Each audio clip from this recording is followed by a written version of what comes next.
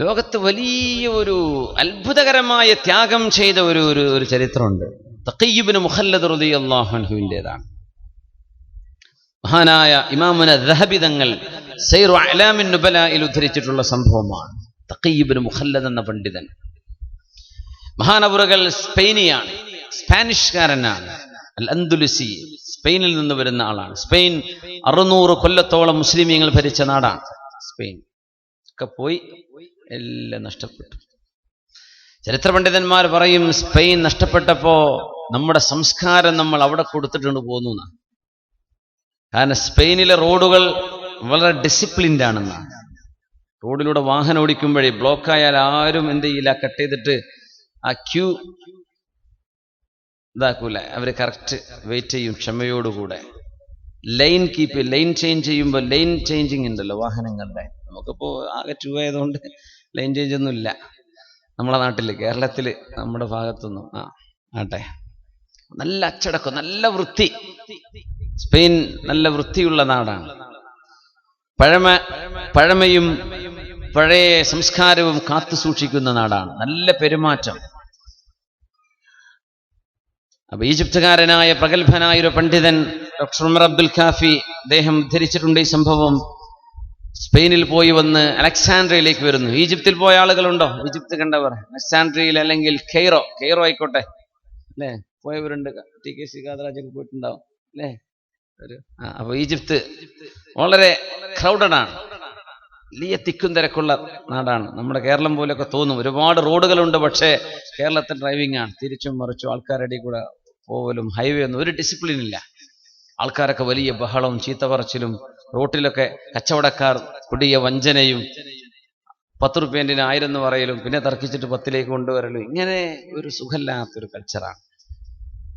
ഈജിപ്തിൽ വന്നിട്ട് സ്വീകരണം കൊടുത്തപ്പോ മഹാപണ്ഡിതൻ പറഞ്ഞ വാക്ക്, have seen Islam without Muslims. മുസ്ലിമീങ്ങളില്ലാതെ ഇസ്ലാം ഞാൻ കണ്ടു. And I have seen Muslims without Islam. Islam ഇല്ലാത്ത മുസ്ലിമീങ്ങളെയും ഞാൻ കണ്ടു.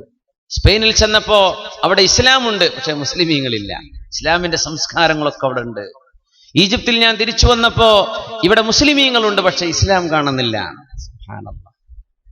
നമ്മുടെ സംസ്കാരവും അല്ലെ,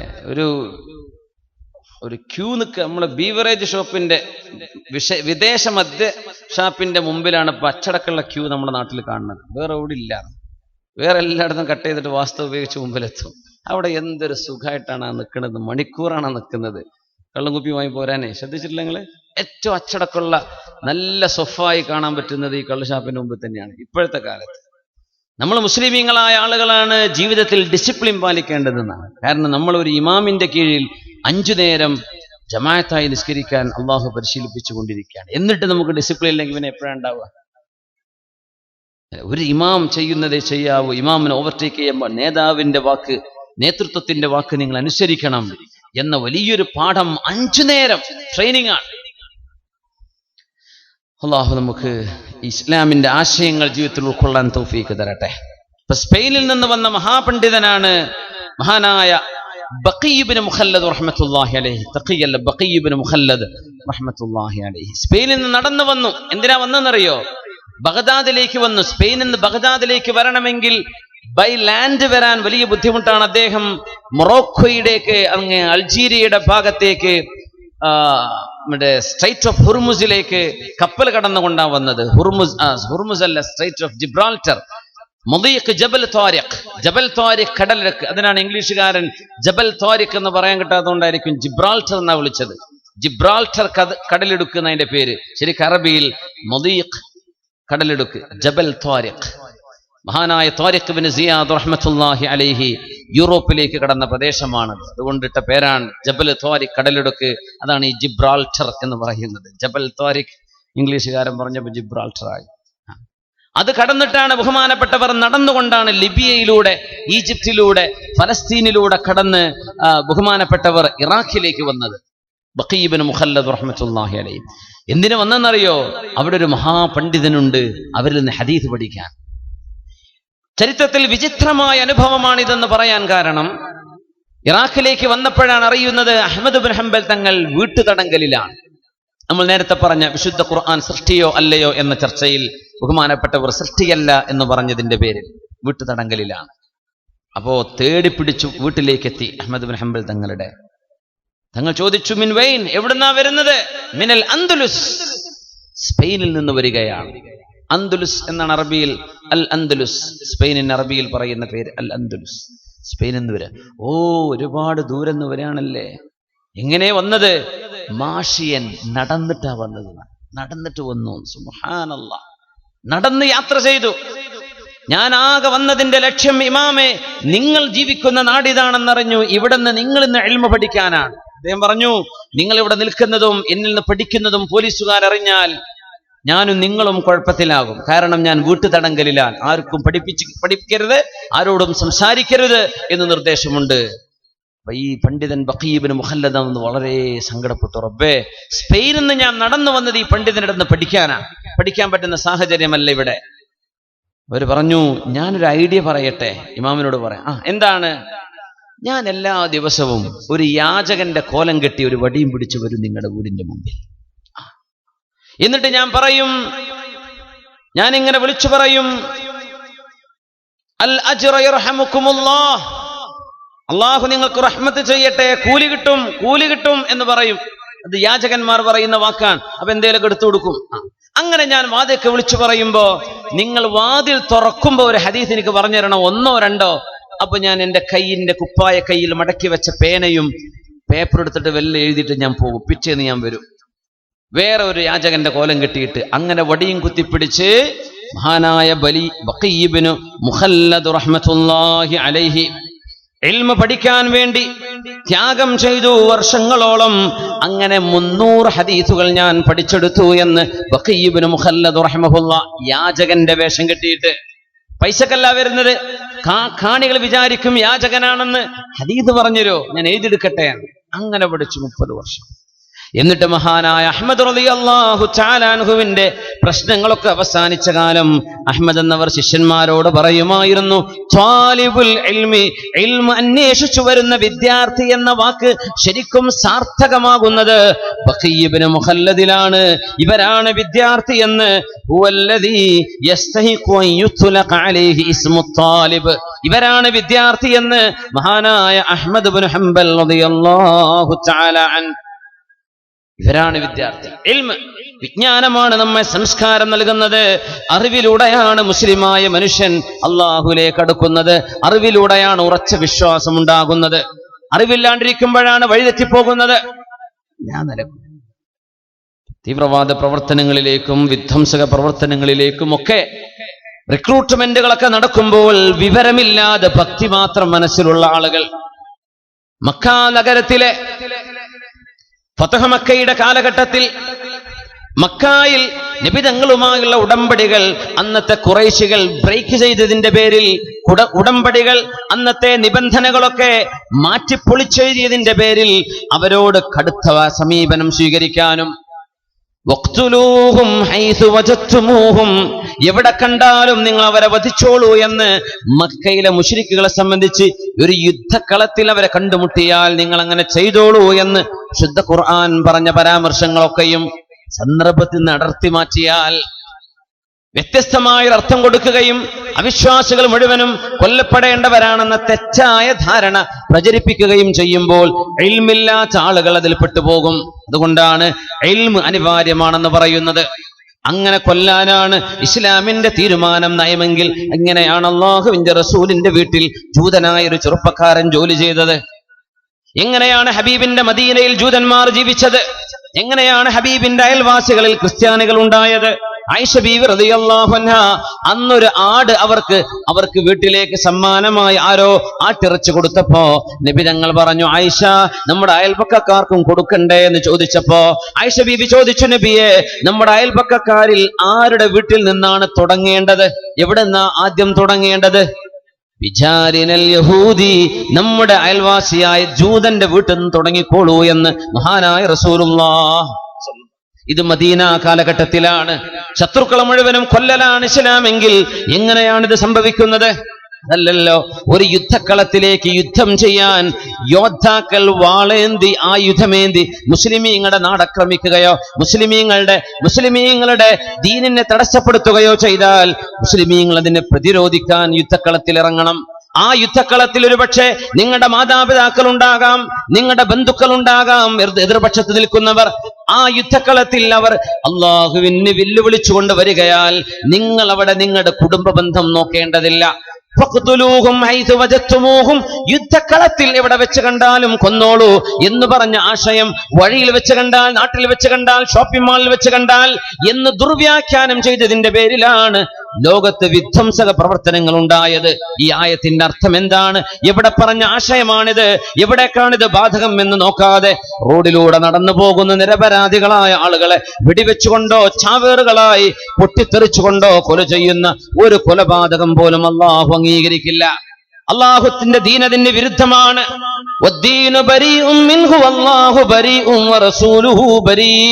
അള്ളാഹു ഇതിന്ന് ഒഴിവാണ്, നിബിധങ്ങൾ ഒഴിവാണ്, അള്ളാഹുവിന്റെ ദീൻ അതിൽ നിന്നൊഴിവാണ്. നിരപരാധിയായ ഒരു മനുഷ്യനെ കൊല്ലുന്നത് മനുഷ്യരെ കൊല്ലുന്നതിന് തുല്യമാണ്. ഒരു സത്യവിശ്വാസിയെ കൊല്ലുന്നതിനേക്കാളും നിസ്സാരമാണത്രേ കഅബയെ തച്ചുടക്കുന്നത്. കഅബാലയം പൊളിയുന്നതിനേക്കാളും കഅബയെ കഷ്ണം കഷ്ണമായി കല്ലുകളായി അടർത്തിയെടുക്കുന്നതിനേക്കാളും ഗൗരവമാണ് ഒരു മുസ്ലിമായ മനുഷ്യനെ വധിക്കുന്നത്.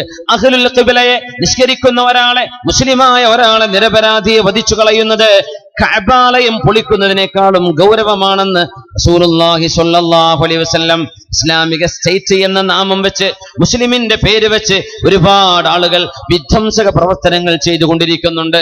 ഇതിൽ ഏതാണ് ശരി, ഏതാണ് തെറ്റ്, എന്താണ് ഇസ്ലാം, എന്ത് ഇസ്ലാം അല്ല എന്ന് അറിയണമെങ്കിൽ നമുക്ക് ഇൽമ വേണം, അറിവ് വേണം, വിവരം വേണം. വിവരമില്ലാത്ത ആളുകളെ വഞ്ചിക്കാൻ എളുപ്പമാണ്.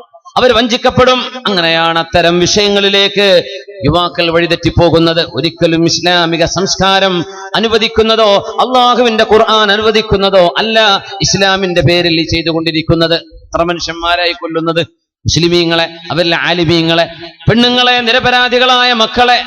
എന്ത് ന്യായം വെച്ചുകൊണ്ട് ഇസ്ലാമിക് സ്റ്റേറ്റ് എന്ന്? എന്ത് ഇസ്ലാമിക് സ്റ്റേറ്റ്? എന്ത് സ്റ്റേറ്റാണിത്? ഇങ്ങനെയുണ്ടോ ഒരു ഭരണം? സത്യവിശ്വാസികളെ പോലും മുസ്ലിമീങ്ങളോട് ഒരു ബന്ധം പോലും കാണിക്കാതെ, മുസ്ലിമീങ്ങളോട് പോലും മാന്യത കാണിക്കാത്തവർക്ക് എന്ത് ഇസ്ലാം, എന്ത് ഇസ്ലാം?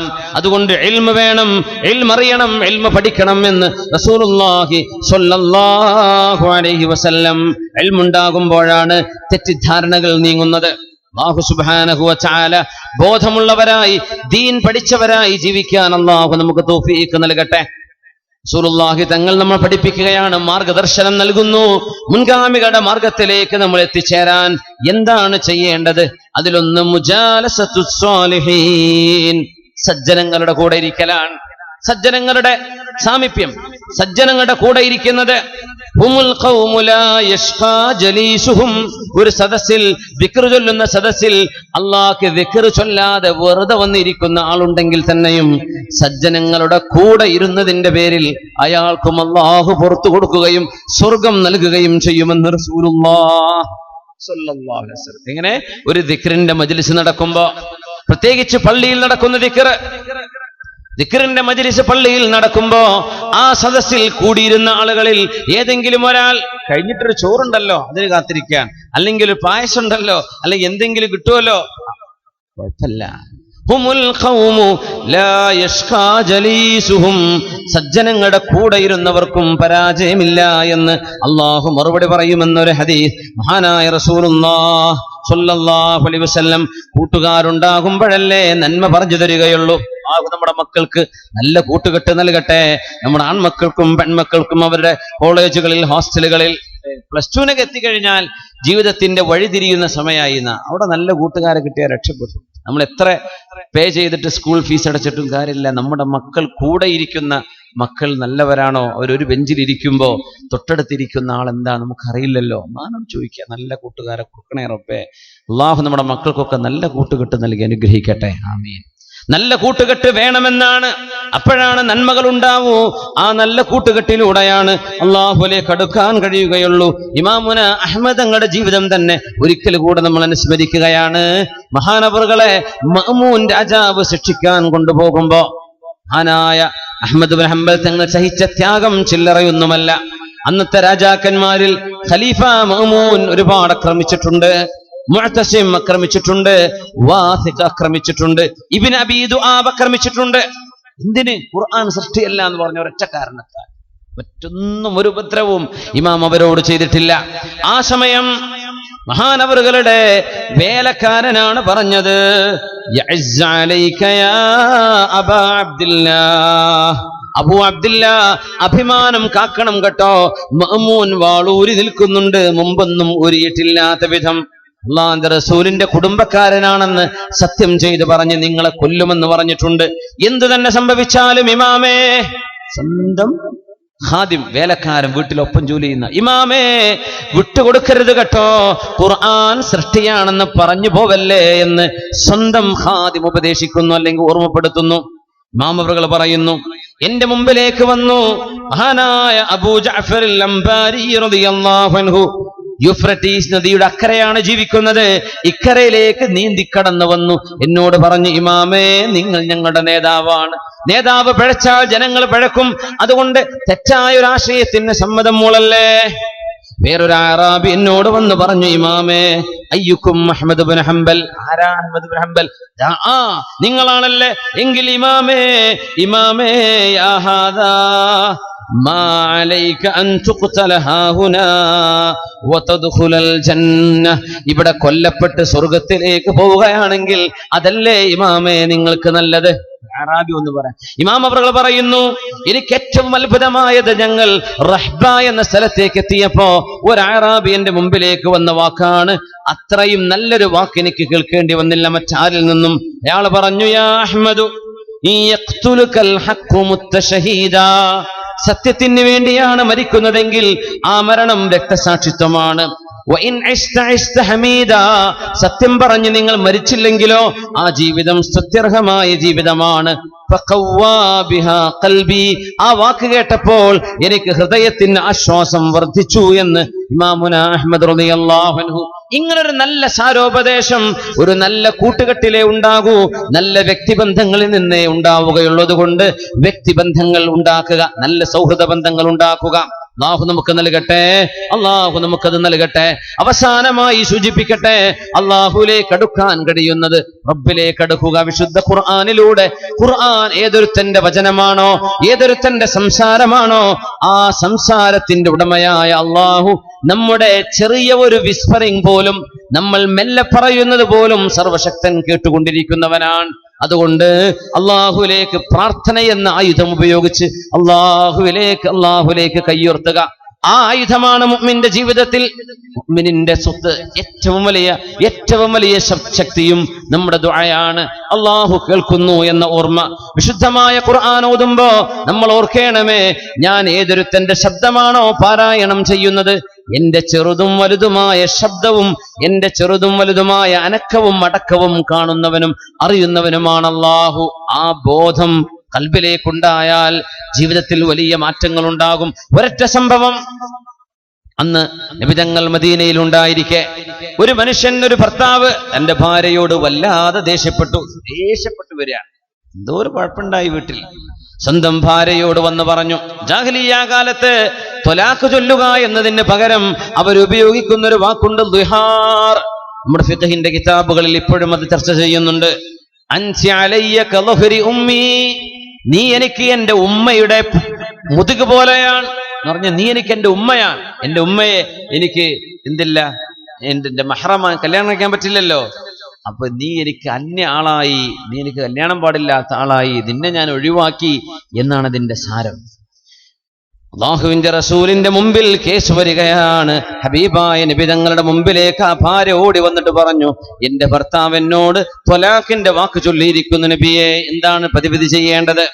അൻസി അലയ്യ കളഹരി ഉമ്മി എന്ന് എന്റെ ഭർത്താവ് എന്നോട് പറഞ്ഞു നബിയെ എന്ന് ഹബീബിനോട് പറയാൻ വേണ്ടി ഹബീബിന്റെ വീട്ടിലേക്ക് വന്നു. ഇനി വീടെന്താണെന്നറിയണം. അപ്പോഴാണ് ഈ ചരിത്രം മനസ്സിലാവുക.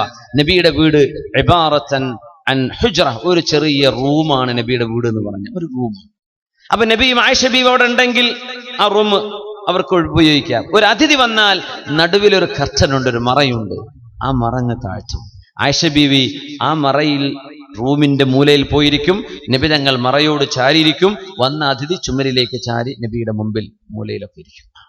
അപ്പൊ നേർപകുതി ചുമരല്ല, ഒരു കർട്ടനാ ഉണ്ടാവുക. ആ റൂമിലേക്ക് വന്നു ഹബീബിന്റെ മുമ്പിൽ പരാതി പറയാൻ. ആയിഷ റളിയല്ലാഹു അൻഹ ആ വിരി അങ്ങ് താഴ്ത്തിക്കൊടുത്തു. ബീവി വിരിയുടെ അപ്പുറത്ത് ചുമരിനോട് ചാരിയിരിക്കുന്നു. നബി തങ്ങൾ വിരിയുടെ ഇപ്പുറത്തും ചോദ്യകർത്താവായ സ്ത്രീ ഇപ്പുറത്തും. ബീബായ നബിയോട് ചോദ്യം ചോദിക്കുന്നു. റസൂലുള്ളാഹി സ്വല്ലല്ലാഹു അലൈഹി വസല്ലം തങ്ങൾ ആ വിഷയത്തിൽ ഇടപെടുകയാണ്. ഹബീബായ നബി തങ്ങളോട് പറഞ്ഞു, യാ റസൂലല്ലാഹ്, അല്ലാഹുവിന്റെ റസൂലേ, ലാഹറ മിന്നി, എന്നോട് മുലാഹറ ചെയ്തു എന്റെ ഭർത്താവ്. ത്വലാഖ് ചൊല്ലി എന്ന് പറയുന്ന പോലെ എന്നുള്ള പ്രയോഗമാണ്. ദിഹാർ ചെയ്തു. റസൂലുള്ളാഹി തങ്ങൾ പറഞ്ഞു, മാ അറാകി ഇല്ലാ ഖദ് ഹറംതി അലൈഹി, എനിക്ക് തോന്നുന്നത് ഈ മസ്അലയിൽ, ഈ വിഷയത്തിൽ നിങ്ങളും അയാളും ഇനി മുതൽ ഹറാമാൻ, അന്യ സ്ത്രീ പുരുഷനായി മാറിയിരിക്കുകയാണ്. വിവാഹമോചനം നടക്കും. യാ റസൂലല്ലാഹ്, ആ പെണ്ണ് പറയുന്നു, നബിയേ, അക്കല മാലി, എന്റെ സമ്പത്ത് മുഴുവനും അയാൾ തിന്നു തീർത്തു. വഅഫ്നാ ശബാബി, എന്റെ യൗവനം അയാൾ നശിപ്പിച്ചു. നബിയേ, എന്റെ യൗവനകാലം എന്റെ കൂടെ കഴിഞ്ഞ്. നസറതു ലഹു ബതുനി, എന്റെ വയറ് ഞാൻ അയാൾക്ക് വിരിച്ചു കൊടുത്തു. പറഞ്ഞ എന്റെ മക്കൾ ഗർഭം ധരിച്ചപ്പോ എന്റെ വയറ് വലുതായിട്ടുണ്ട് നബിയെ. എന്റെ ശരീരം അയാൾക്ക് വേണ്ടി, അയാളുടെ മക്കള് ഗർഭം ധരിച്ചിട്ട് എന്റെ ശരീരം പോലും കേടായി പോയിട്ടുണ്ട്. ഹത്താ ഇദാ കബറത് സിന്നി, എനിക്ക് വയസ്സാവുകയും വൻഖതഅ വലദി, എനിക്ക് മക്കളില്ലാത്ത പ്രായമാവുകയും ചെയ്തപ്പോൾ, ഒരു കുഞ്ഞു പോലും ജനിക്കാത്ത പ്രായമായപ്പോ, ളാഹറ മിന്നി, എന്നെ ഒഴിവാക്കി നബിയെ, ഈ മനുഷ്യൻ എന്നെ ഒഴിവാക്കി. എന്തോ ഒരു ദ്രോഹമാണ് ചെയ്തത്. നബി തങ്ങൾ പറഞ്ഞു, മാ അറാകി ഇല്ലാ ഖദ് ഹറംതി അലൈഹി, എന്നാലും നിങ്ങൾ രണ്ടുപേരും വേർപിരിഞ്ഞിരിക്കുന്നു. നിങ്ങൾ രണ്ടുപേരും ഇനി ഹറാമാണ് പരസ്പരം. പെണ്ണ് പറഞ്ഞു, യാ റസൂലല്ലാഹ്, നബിയേ, ലീ മിൻ ഹുസ്ബിയത്തുൻ സിഗാർ, ചെറിയ മക്കളുണ്ട് നബിയെ, എനിക്ക് ആ മക്കളെ അയാളെ ഏൽപ്പിക്കുകയാണെങ്കിൽ വാപ്പയുടെ കൂടെ ജീവിച്ചോട്ടെ എന്ന് പറഞ്ഞാൽ, വിവാഹബന്ധം മോചിതരാകുമ്പോ കുഞ്ഞുങ്ങൾ ആരുടെ കൂടെ വേണം? പ്രശ്നങ്ങൾ, ഒച്ചപ്പാടുകൾ നടക്കുന്ന വിഷയമാണ്. എന്റെ മക്കളെ അയാളുടെ കൂടെ കൊടുത്താൽ, എന്റെ മക്കളെ നോക്കാനോ വളർത്താനോ സംസ്കാരം പഠിപ്പിക്കാനോ അയാൾക്ക് കഴിയില്ല. ആ മക്കളെ ഞാൻ എന്റെ കൂടെ കൂട്ടിക്കൊണ്ടുപോവുകയാണെങ്കിൽ, എന്റെ മക്കൾ വിശന്ന് മരിക്കും നബിയെ, അത്രക്ക് ദാരിദ്ര്യത്തിലാണ് ഞാൻ ജീവിക്കുന്നത്. ഹബീബായ നബി തങ്ങളോട് ഈ വിഷയത്തിൽ എന്തെങ്കിലും ഒരു പരിഹാരം വേണമെന്ന് ഹബീബിനോട് ഒരൽപ്പം ഗൗരവത്തിൽ, തർക്ക സ്വഭാവത്തിൽ സംസാരിച്ചു കൊണ്ടിരിക്കുന്നു ഈ പെണ്ണ്. വിശുദ്ധമായ ഖുർആൻ ഇറങ്ങുകയാണ്. ആയിഷ ബീവി കേൾക്കുന്നു നബി തങ്ങൾ ഖുർആൻ ഓതുന്നത്. സൂറത്തുൽ മുജാദല ഇറങ്ങുന്നു. ബിസ്മില്ലാഹിർ റഹ്മാനിർ റഹീം. قد سمع الله قول التي تجادلك في زوجها وتشتكي إلى الله والله يسمع تحاوركما إن الله سميع بصير.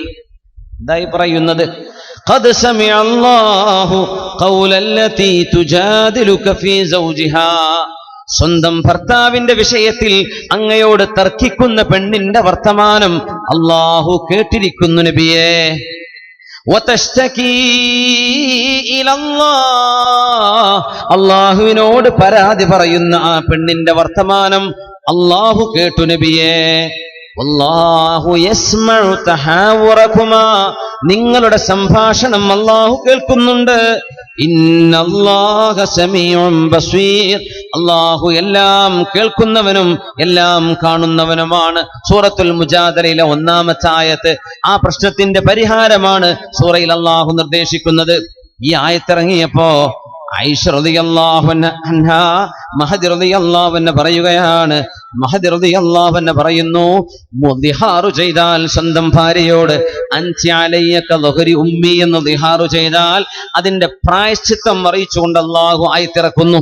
ഈ സംഭവമൊക്കെ എന്റെ മുമ്പിലാണ് നബിതങ്ങളും ആ പെണ്ണും ചർച്ച ചെയ്തത്. ആയിഷ പറയാ, ഒരു മറയുടെ വ്യത്യാസമേ ഉള്ളൂ. ഞാൻ ആ ചുമരിലേക്ക് ചാരിയിരിക്കുന്നുണ്ട്. ചെറിയ റൂമല്ലേ ആയിഷ ബീവിന്റെ റൂം. നബിതങ്ങൾ ഇപ്പുറത്തുണ്ട്, ആ പെണ്ണിപ്പുറത്തുണ്ട്. രണ്ടുപേരും സംസാരിച്ച സംസാരം ആയിഷ ബീവി റളിയല്ലാഹു അൻഹ പറയുകയാണ്, തബാറക്കല്ലദീ. ആ പറഞ്ഞത് ഞാൻ കേട്ടിട്ടില്ല. ആയിഷ ബീവി പറയാ, അവര് സംസാരിച്ചത് പൂർണ്ണ സംഭാഷണം ഞാൻ കേട്ടിട്ടില്ല. എന്നാൽ അത് മുഴുവൻ ഏഴാകാശങ്ങൾക്കപ്പുറമുള്ള അള്ളാഹു കേട്ടു എന്ന് പരിശുദ്ധ ഖുർആൻ പറയാണ്. ഖദ് സമിഅ അല്ലാഹു, അല്ലാഹു കേട്ടിരിക്കുന്നു നബിയെ. ആയിഷ പറയാ, ഞാൻ കർട്ടന്റെ ഇപ്പുറത്തിരുന്നിട്ട് കേൾക്കാത്തത് ഏഴാകാശങ്ങൾക്കപ്പുറത്തുനിന്ന് അള്ളാഹു കേട്ടു. ആയിഷ പറയാ, തബാറക്, അള്ളാഹു പരിശുദ്ധനല്ലേ. തബാറകല്ലദീ വസിഅ സമഉഹു അസ്സമാവാതി വൽ അർദ്. ആകാശഭൂമികൾ സർവ്വതും കേൾക്കാൻ കഴിയുന്ന അല്ലാഹുവേ, നീ പരിശുദ്ധനാണ്. വകുല്ല ശൈഇൻ, എല്ലാം അറിവുള്ളവനെ. ലഖദ് സമിഅഹാ മിൻ ഫൗഖി സബ്ഇ സമാവാത്, ഏഴാകാശങ്ങൾക്കപ്പുറത്ത് നിന്ന് അല്ലാഹു അത് കേട്ടു. വമാ സമിഅതുഹാ, ഞാനത് കേട്ടില്ലായിരുന്നു. വമാ ബൈനി വബൈനഹാ ഇല്ലൽ ഹിജാബ്, ആ പെണ്ണിന്റെയും എന്റെയും ഇടയിൽ ഒരു തുണിയുടെ മറയല്ലാതെ മറ്റൊന്നുമില്ല. എന്നിട്ട് പോലും ഞാൻ കേൾക്കാത്തത് സർവേശ്വരനായ അല്ലാഹു ഏഴാകാശങ്ങൾക്കപ്പുറം നിന്ന് കേട്ടുവല്ലോ. അതാണ് അല്ലാഹു ജല്ല ജലാലു. നമ്മുടെ വിസ്പറിംഗ്, ഓരോരുത്തരുടെയും ദുആ, ഓരോരുത്തന്റെയും നിസ്കാരം അല്ലാഹു കേട്ടുകൊണ്ടിരിക്കുകയാണ്, അറിഞ്ഞുകൊണ്ടിരിക്കുകയാണ്. ഈ ബോധം ഉണ്ടാവുക ജീവിതത്തിന്റെ വലിയ സൂറത്തുൽ മുജാദലയിൽ പഠിക്കേണ്ട ഒന്നാമത്തെ പാഠം ഇതാ. കർട്ടന്റെ ഇപ്പുറത്ത് നിന്നിട്ട് ആയിഷ ബീവി കേട്ടിട്ടില്ല ഈ സംഭാഷണം, അല്ലാഹു തആല കേട്ടു ജല്ല ജലാലു. എങ്ങനെയാണ് ഫൗഖ സബ്ഇ സമാവാത്, ഭൂമിയിൽ നിന്ന് ഒന്നാം ആകാശത്തേക്ക് 500 കൊല്ലത്തെ വഴിദൂരമാണ്. 1 2 500 കൊല്ലത്തെ വഴിദൂരമാണ്. സയന്റിസ്റ്റുകൾ എന്ന് പറയാ, പ്രകാശവേഗതയിൽ പോയാൽ സെക്കൻഡിൽ 3 ലക്ഷം കിലോമീറ്റർ സ്പീഡിൽ മേലോട്ട് പോയാൽ ആ യാത്രയിൽ 500 കൊല്ലം യാത്ര ചെയ്യണമെന്നാണ് ഒന്നാം ആകാശം പ്രാപിക്കാൻ. നക്ഷത്രങ്ങളുടെ ആ അതിർത്തികൾക്കപ്പുറത്തേക്ക് കടന്നു ചെല്ലാൻ ഇതുവരെ ആരും പോയിട്ടില്ല, പോകാൻ കഴിയില്ല ഇന്നത്തെ സാഹചര്യത്തിൽ. 500 കൊല്ലം ഒന്നിലേക്ക്. ഒന്നാം ആകാശത്തിന്റെ കട്ടി, അതിന്റെ വലുപ്പം തന്നെ 500 കൊല്ലമാണെന്നും നബിതങ്ങൾ. 1 2 500 കൊല്ലമാണ്. രണ്ടാം ആകാശത്തിന്റെ വലുപ്പം 500 കൊല്ലം താണ്ടേണ്ട സമയമുണ്ട്, ദൈർഘ്യമുണ്ട്, വലുപ്പമുണ്ട്. 1 2 3 500, 4 500, അങ്ങനെ 6 നിന്ന് 7 500. 7ന്റെ പുറത്താണ് അർശുള്ളത്. അള്ളാഹുവിന്റെ മഖ്ലൂഖ് ബന്ധമില്ലാത്ത മഖ്ലൂഖിന്റെ ലോകങ്ങൾക്കപ്പുറമാണ് ആ അർശിന്റെ ഉടമസ്ഥനായ അല്ലാഹുള്ളത്. ഓരോ ആകാശവും 500 കൊല്ലത്തെ വഴിദൂരം. നമ്മുടെ ഭൂമിയിൽ നിന്ന് 500 കൊല്ലമാണത്രേ ഒന്നാം ആകാശത്തേക്കുള്ള വഴിദൂരം. വലഖദ് സയ്യന്ന السماء الدنيا بمصابيح وجعلناها رجوما للشياطين. പ്രപഞ്ചത്തിന്റെ നക്ഷത്രങ്ങളുടെ, നക്ഷത്രമണ്ഡലങ്ങളുടെ അപ്പുറമാണത്രേ ഒന്നാം ആകാശം. ഇതുവരെ കണ്ടെത്തിയിട്ടില്ല. അങ്ങോട്ട് 500 കൊല്ലത്തെ ദൂരം, സെക്കൻഡിൽ 3 ലക്ഷം സ്പീഡിൽ പോയാൽ. അങ്ങനെ 7 ആകാശങ്ങളും കടന്ന് ഓരോ ആകാശവും ഒന്ന് മറ്റൊന്നിലേക്കുള്ള ദൂരം. ഇതുപോലെ 500 കിലോമീറ്റർ, 500 വർഷം, 500 വർഷം കിലോമീറ്ററോ പ്രകാശവർഷമോ അല്ല, 500 കൊല്ലത്തെ വഴിദൂരം. പക്ഷേ ഭൂമിയിൽ നിന്ന് ഒന്നാം ആകാശത്തേക്ക് എത്തുന്ന പൈലറ്റിന് 500 കൊല്ലം, ഭൂമിയിൽ അത് അനുഭവിക്കുന്നത് 200 കോടി പ്രകാശവർഷങ്ങളായിരിക്കും അത്രേ. ആ കണക്കിൽ കണക്കൂട്ടുക. അത്രയും ഉയർച്ചയിൽ നിൽക്കുന്ന അല്ലാഹു ജല്ല ജലാലു ഒരു കർട്ടന്റെ ഇപ്പുറത്ത് നിന്ന് ഞാൻ കേൾക്കാത്തത് സമിഅഹാ മിൻ ഫൗഖി സബ്ഇ സമാവാത്, 7 ആകാശങ്ങൾക്കപ്പുറത്ത് നിന്ന് അവരുടെ സംഭാഷണം അല്ലാഹു കേട്ടുവല്ലോ. അതുകൊണ്ട് അല്ലാഹു ആരാണെന്ന് നമ്മൾ അറിയാം. അല്ലാഹു നമ്മുടെ നമുക്ക് ഒരാളോട് സംസാരിക്കുമ്പോൾ, ഒരാളോട് 1 to 1 സംസാരിക്കുമ്പോൾ രണ്ടാമതൊരാൾ സംസാരിക്കാൻ കഴിയില്ല. പക്ഷെ അല്ലാഹു അങ്ങനെയല്ല, ഒരേ സമയം ഓരോരുത്തരോടും സംസാരിക്കുന്നവരാണ് അല്ലാഹു. അങ്ങനെയാ ഖിയാമത്തിന്റെ വിചാരണ 1 by 1 അല്ല, ഒരേ സമയം നടക്കുന്നതാണ് വിചാരണ. സുബ്ഹാനല്ലാഹ്. ഒരേ സമയം വിചാരണ, ഒരുപാട് ആളുകളോട് അല്ലാഹു ഒരേ സമയം സംസാരിക്കും. നമുക്ക് സംസാരിക്കുമ്പോൾ അയാളോട് മാത്രമല്ലേ പറയാൻ പറ്റൂ. അതിൻ്റെ ഇടയ്ക്ക് ഫോൺ വന്നാൽ തന്നെ നമുക്ക് സംസാരിക്കാൻ പറ്റില്ല. ഒരാളോട് ഒരേ നേരത്ത് രണ്ടാളോട് കുറെ നേരം കഴിയില്ല. വൺ വേ പറയാം, ഞാനിപ്പോൾ പറയുന്ന പോലെ. അങ്ങനെയല്ല, നിങ്ങളും കൂടെ ഇങ്ങോട്ട് സംസാരിക്കുകയാണെങ്കിൽ ഞാൻ കേൾക്കണം. അപ്പൊ 1 to 1 പറ്റൂ. സൃഷ്ടികൾ അങ്ങനെയാണ്. സൃഷ്ടാവ് മുഖാലിഫുൽ ലിൽ ഹവാദിസ്. അല്ലാഹു ഇങ്ങനെയല്ല, സൃഷ്ടികളെ പോലെയല്ല അല്ലാഹു. ആ സൃഷ്ടാവ് ആരാണെന്നറിയുകയും അല്ലാഹു എന്റെ കൂടെയുണ്ട്, എന്നോടൊപ്പം ഉണ്ടെന്നറിയുകയും ആ റബ്ബിലേക്ക് അള്ളാഹുലേക്ക് വിനയാന്വിതരായി കയ്യുയർത്തുകയും അള്ളാഹുവിന്റെ സാമീപ്യം കൂടെയുണ്ടെന്ന് എപ്പോഴും ബോധിക്കുകയും ചെയ്ത് ജീവിക്കുമ്പോൾ തീർച്ചയായും നമ്മുടെ മുൻഗാമികളിൽ കണ്ട ഈമാനികമായ ഉറപ്പ്. മഹാനായ സഅദ് ഇബ്നു റബീഅ എന്നവർ യുദ്ധക്കളത്തിൽ വെച്ച് നബിയെ നോക്കണേ, റസൂലുള്ളാഹിനെ നോക്കണേ, ഹബീബിനെ സംരക്ഷിക്കണേ എന്ന് പറഞ്ഞു കൊടുത്ത പോലെ ഉന്നത മൂല്യമുള്ള ജീവിതവും സ്വഭാവവും നമ്മിൽ ഉണ്ടാവാൻ അത് ആവശ്യമാണെന്ന് മഹാനായ അഷ്റഫുൽ ഖൽഖ് റസൂലുള്ളാഹി സ്വല്ലല്ലാഹു അലൈഹി വസല്ലം തങ്ങളും മഹാന്മാരായ ഉലമാവും ഹദീസിന്റെയും ഖുർആനിന്റെയും വെളിച്ചത്തിൽ നമ്മൾ ചെയ്യേണ്ട ചില കർമ്മ പദ്ധതികളാണ് ഇവിടെ ചർച്ച ചെയ്തത്. സർവശക്തിയും ചെയ്തു കൊടുക്കാൻ പറ്റി. ഒരു മതിൽ കെട്ടുമ്പോഴേ വഴിക്ക് വേണ്ടി പിശിക്കരുത്. എത്ര മനുഷ്യന്മാരുടെ നല്ല പ്രാർത്ഥന കിട്ടും ഒരു വഴി സൗകര്യത്തിനുണ്ടായ ആളുകളൊക്കെ. എന്ന സ്ഥലം ആർക്കും ഇല്ല, ശരിയാണ്. ഉള്ള ആളുകൾ എന്ത് ചെയ്യുക? വഴിക്ക് വേണ്ടി സൗകര്യം കൊടുക്കുക. സ്വന്തം അയൽപ്പക്കക്കാരോട് വഴിയുടെ വിഷയത്തിൽ പിശിക്കല്ലേ, ദയവ് ചെയ്തിട്ട്. ഒന്നും നമ്മൾ ഖബർ 6 അടി മണ്ണ് നമുക്ക് ഖബറിലുണ്ടാവും, അത് 7 അടിക്ക് കിട്ടൂല. 2 ആൾക്ക് കിടക്കാനുള്ള സ്ഥലവും ഖബറിൽ തരൂല. ഒരാൾക്ക് ചെരിച്ച് കിടത്താനുള്ള സ്ഥലമേ തരുള്ളൂ. എന്നാ വലിയ തടിയൊക്കെയാണെങ്കിലും മലർന്ന് കിടക്കാനൊന്നും ഖബറിൽ സ്ഥലം തരില്ല. ചെരിച്ചാ കിടത്തുക, കുറച്ച് അഡ്ജസ്റ്റ് ചെയ്ത് കിടക്കേണ്ടി വരും. അത്രയും സ്ഥലമേ നമ്മുടേതായിട്ട് നമുക്ക് ഉണ്ടാവുള്ളൂ. പിന്നെ ദുന്യാവിൽ ജീവിച്ചിരിക്കുന്ന കാലത്ത് ഇതൊന്നും ചെയ്യാതെ മരിച്ചു പോകുമ്പോൾ മനുഷ്യന്മാർ പറയും, ആ മനുഷ്യനാണ് ഈ വഴി ഇങ്ങനെ ആക്കിയത്. ഒരു വഴി വന്നപ്പോൾ ഞാൻ തരൂല, എൻ്റെ മുതൽ പൊളിക്കാൻ പറ്റൂല, ഞങ്ങളത് പൊളിച്ച് കെട്ടിത്തരാന്ന് പറഞ്ഞാലും കൊടുക്കൂല എന്ന് പറഞ്ഞ മനുഷ്യന്മാരൊക്കെ ഉണ്ട്. അങ്ങനെയൊന്നും ചെയ്യല്ലേ മുസ്ലിമീങ്ങൾ, ഇങ്ങനെയൊന്നും ചെയ്യല്ല. നമ്മൾ എന്തൊരു വിശാല മനസ്സിന്റെ ആളുകളാണ്. അല്ലാഹു തആല അത്തരം പ്രയാസങ്ങളൊന്നും നമ്മുടെ നാടുകളൊന്നും ഇല്ലാതെ അല്ലാഹു കാത്ത് രക്ഷിക്കട്ടെ. നമ്മുടെ ഊടുവഴികൾ തന്നെ വീതിയില്ല, പിന്നെ നമ്മൾ നാഷണൽ ഹൈവേന്റെ കാര്യം പറയണ. നമ്മുടെ നാടുകളിലെ ഒരു മനുഷ്യന്മാർക്ക് ചെയ്യാൻ പറ്റുന്ന തന്നെ ചെയ്തു കൊടുക്കുന്നില്ല. പിന്നെ നമ്മുടെ ചെറുപ്പക്കാരുടെയൊക്കെ അമിതമായ ഫോൺ ഉപയോഗത്തിൻ്റെ ഒരു വിഷയം പറയാനുണ്ടായിരുന്നു.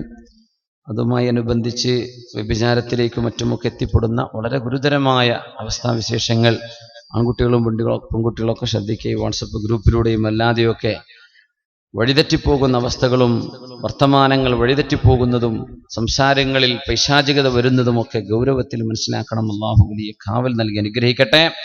ആമീൻ യാ റബ്ബൽ ആലമീൻ.